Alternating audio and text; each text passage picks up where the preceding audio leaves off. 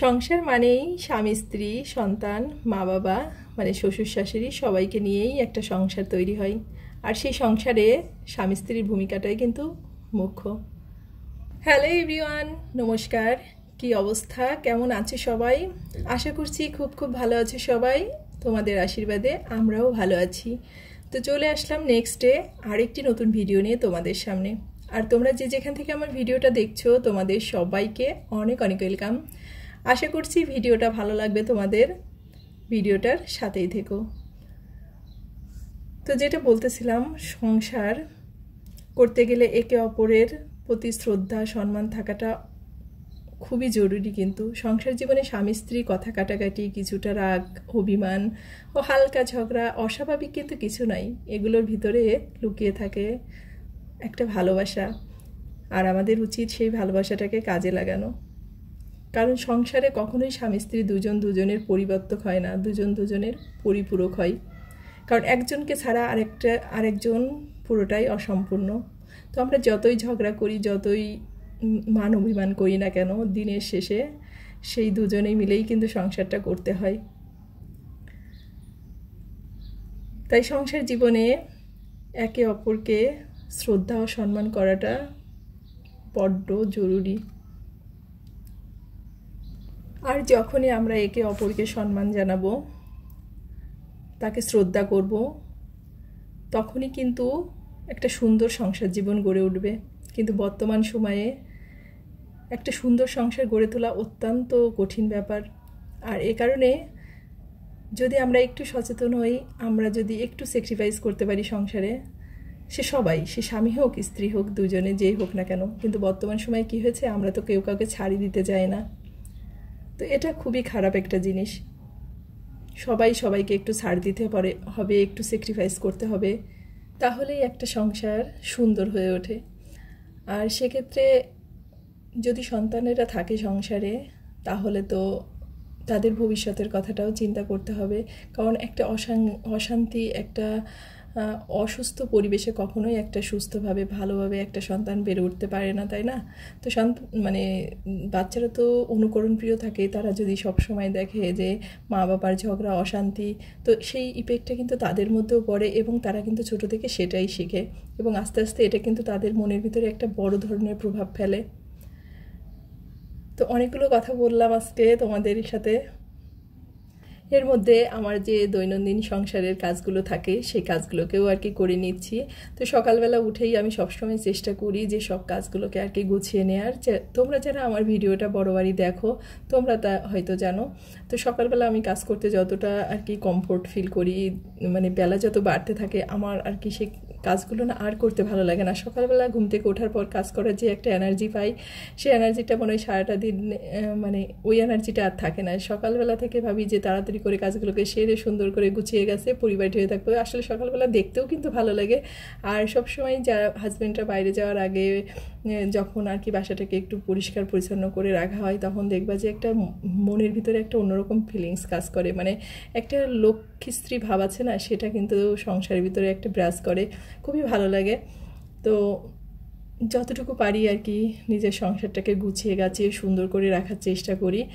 আর এভাবেই দিনগুলো কাটতেছে। আর আমার কাজগুলোকে তোমাদের সাথে শেয়ার করি। জানি না কার কতটুকু ভালো লাগে বা খারাপ লাগে। ভালো লাগলে অবশ্যই কমেন্টে জানিও, খারাপ লাগলেও জানিও যে এটা ভালো লাগে না, ওটা ভালো লাগে না। আমার কাছে ভালো খারাপ দুইটাই তোমরা বলতে পারো যে দিদি এটা ভালো লাগে না বা ওইটা ভালো লাগে না। তো আমি সেটাকে কখনোই খারাপ চোখে দেখব না। আমি আরও অনেক কিছু শিখতে চাই, জানতে চাই তোমাদের কাছ থেকে। তো সকালবেলা তো কাজগুলোকে সেরে সকালে নাস্তাটা বানিয়ে নিয়েছিলাম। তো সবাই সকালে খাওয়া দাওয়াটা করে নিয়েছি। আর এখন হচ্ছে দুপুরের রান্নার আর কি প্রিপারেশনটা চলতেছে। তো আজকে হচ্ছে সব মিলে একটু বায়না হয়েছে বিরিয়ানি খাবে।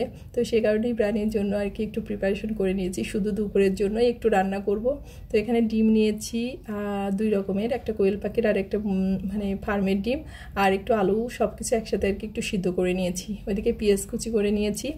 আর তোমাদের একটা জিনিস দেখাই, এই যে দেখো, এটা দেখে মনে হচ্ছে আস্ত বাদাম না? আমিও সেটাই মনে করেছিলাম। এই বাদামগুলো আমি বাড়িতে যাওয়ার আগে কিনে রেখেছিলাম। তো কিছুটা ব্যবহার করেছিলাম, আর 7-8টা মতো বাদাম আর কি আমার এই প্যাকেটে করে একটা বয়ামের ভিতর রেখে দিয়েছিলাম।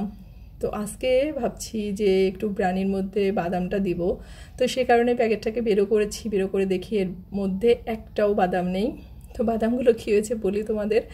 তো আমার মনে হয় এই বাদামগুলো আর কি পিঁপড়ে পুরোটা খেয়ে নিয়েছে।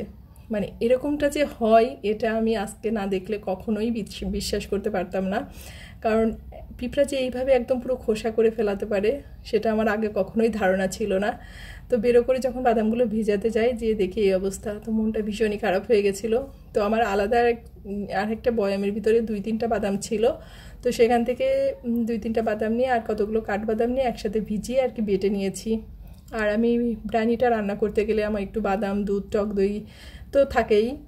তো টক দইটা ছাড়া আর কি চলেও না। এই 3টা জিনিস মাস্ট আমার দিতেই হবে। মানে আমি ব্রানিটা একটু কোরমা কোরমা স্টাইলে রান্না করতে বেশি পছন্দ করি, আর ওটা খেতে আমার একটু ভালো লাগে। মানে মাংসটাকে একটু কোরমা স্টাইলে রান্না করিনি।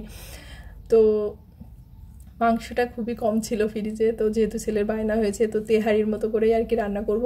তো আমি আজকে যেভাবে রান্না করতেছি এইভাবে কখনোই রান্নাটা করি না, আজকে ফার্স্ট টাইম।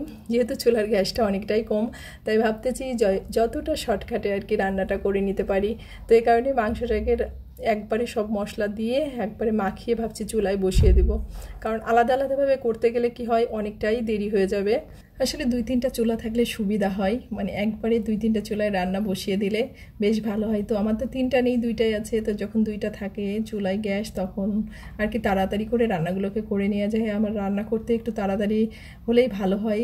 মানে আমার দেরি করে ঝিমাই ওই যে অনেক সময় ধরে রান্না করা, এগুলো আমার খুব একটা পছন্দ হয় না। তো যাই হোক, এখানে হচ্ছে ডিম 3টা ভেজে নিয়েছি, আর এই আলুগুলোকেও সিদ্ধ করে রেখেছিলাম। তো আলুগুলোকে ভেজে নিচ্ছি। আর এই পাশে হচ্ছে এই যে মাংসটা আর কি হচ্ছে, যেহেতু একদম আস্তে করে জাল দিয়ে মাংসটাকে আস্তে বসিয়ে রেখেছি। তো সব কিছু ভাজি করে নিয়ে এখন চালটাকে আর কি ভেজে নিব। তো সে কারণে তেলের মধ্যে বেশ খানিকটা ঘি আর যা যা লাগে, এলাচ, দারচিনি, লবঙ্গ, তেজপাতা, পেঁয়াজ সব কিছু দিয়ে একটু ভাজা করে তারপরে পোলাও চালটা দিয়ে দিব। তবে এক্ষেত্রে ভাজাটা খুব একটা বেশি ভাজা মানে পেঁয়াজটা কম ভাজলেই ভালো হয় বিরিয়ানির ক্ষেত্রে বা পোলাওর ক্ষেত্রে। তবে গরমটা কিন্তু সেই আগের মতোই পড়তে শুরু করেছে। তো আমার হাজব্যান্ড আর কি রাজি ছিল না যে বিরিয়ানিটা রান্না করার প্রয়োজন নেই, গরমের মধ্যে আর কি বিরিয়ানিটা খেতে ভালো লাগে না। আসলে গরম দেখতে গেলে তো সেইভাবে কোনো কিছুই খাওয়া চলে না, তাই না? তো মাঝে মাঝে একটু অন্যরকমও একটু রান্না করতে হয়। আমি খুব একটা বেশি অন্যরকম রান্নাবাড়া খুব একটা করি না। দৈনন্দিন যে রান্নাবাড়াগুলো থাকে আমাদের, তো সেগুলোই আমি সবসময় করি। আসলে হাতে তো ওই ধরনের সময়ও থাকে না যে স্পেশাল কিছু রান্না করবো। সবসময় আর কি দৌড়াদৌড়ির উপরে থাকতে হয়। তো সেভাবেই আর কি যতটুকু পারি আর কি খেয়ে দিয়ে বেঁচে থাকতে সেরকমটাই করি আর কি। তো এদিকে হচ্ছে পোলাওটা তো প্রায় হয়ে গেছে, এখন হচ্ছে সব কিছু দিয়ে আর কি দমে আর কি বসিয়ে দিব। তো বেশ বেলাও হয়ে গেছে, আমি আর কি দমে বসিয়ে দিয়ে স্নানটা করে নেব। কারণ এর মধ্যে আবার স্বপ্নিলের পড়াটা আছে, তো ওকে আর কি খাইয়ে নিয়ে তারপর আবার কোচিংয়ে বেরিয়ে যেতে হবে। তো সবসময় এরকম ব্যস্ততাটাই হয়। সেই সকাল থেকে কিন্তু শুরু করেছি রান্নাটা, আর এই যে রান্নাটা শেষ হতে 2:30-3টা বেজে যায়। আর তার কারণ হচ্ছে ওই যে সেই গ্যাসের জন্য। তো এটা কবে ঠিক হবে ঠিক জানি না। তো এই যে গোলাপ জল, কেওড়া জল, দেখো এটা আমি রান্নার ক্ষেত্রে খুব কমই ব্যবহার করি। তো মানে বোতলগুলো এভাবে আর কি মেয়াদ শেষ হয়ে গেলে ফেলে দিতে হয়। মানে আমার হাজব্যান্ড এই গোলাপ জল, কেওড়া জলের ফ্লেভারটা খুব একটা বেশি পছন্দ করে না। তো আজকে একটু দিয়ে দিলাম, কারণ আসলে প্রতিবারই এইভাবে বোতলগুলোকে ফেলে দিতে আমার খুবই খারাপ লাগে। আর এরপর থেকে ভাবছি যে বলবো ছোটো বোতলগুলো আনতে, যেহেতু খুব কম পরিমাণে খাওয়া হয়। তো একটু গোলাপ জল, কেওড়া জল দিয়ে বেশ খানিকটা ঘি দিয়ে দিলাম। আর ঘিটা তো আমার ভীষণই ভালো লাগে বিরিয়ানিতে। আমার ঘিটা তো মানে মনের মতো করে না দিলে ভালো লাগে না। তো এই যে হয়ে গেছে, এখন একটু নাড়াচাড়া করে আর কি বসিয়ে রাখবো। তো আজকে ভিডিওটা আর বেশি বড় করব না, আজকে এ পর্যন্তই। আর তোমরা সবাই ভালো থেকো, সুস্থ থেকো, আর অবশ্যই সাবধানে থেকো। আর ভিডিওটা যদি ভালো লাগে অবশ্যই একটা লাইক, কমেন্ট, শেয়ার করতে ভুলো না। ভালো থেকো সবাই। তোমাদের সাথে দেখা হচ্ছে আমার পরবর্তী ভিডিওতে।